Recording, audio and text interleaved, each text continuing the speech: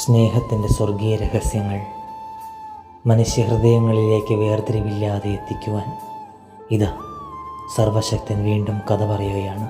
പ്രഭാതത്തിൻ്റെ നിശബ്ദതയിൽ ഒരു തോട്ടത്തിൻ്റെ ഉടമ തൻ്റെ മുന്തിരിത്തോട്ടത്തിലേക്ക് തൊഴിലാളികളെ വിളിക്കുകയാണ്.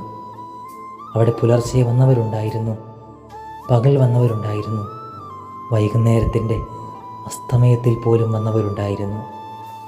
എന്നാൽ ആ ദിവസം അവസാനിച്ചപ്പോൾ അവൻ എല്ലാവർക്കും ഒരേ വേതനത്തെ തന്നെ നൽകുകയാണ്.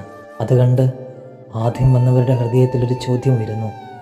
ഞങ്ങൾ ദിനം മുഴുവൻ വെയിലും വിയർപ്പും സഹിച്ചു, എന്നാൽ അവസാനം വന്നവർക്ക് ഞങ്ങൾക്കൊപ്പമുള്ളതായ വേതനമോ? അതിന് തോട്ടത്തിൻ്റെ യജമാനൻ ശാന്തമായി മറുപടി പറയുന്നു, ഞാൻ നിന്നോട് അന്യായം ചെയ്തിട്ടില്ല. എൻ്റെ കരുണ എനിക്കിഷ്ടമുള്ളവർക്ക് നൽകുവാൻ എനിക്ക് അവകാശമില്ലയോ?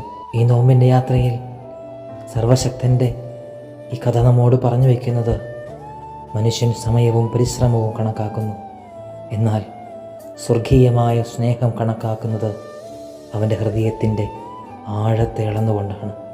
അതിനാൽ ദൈവരാജ്യത്തിൻ്റെ ആ കരുണയുടെ വാതിൽ അവസാനം വന്നവനും ആദ്യം വന്നവനും ഒരുപോലെ തുറന്നിരിക്കുന്നു.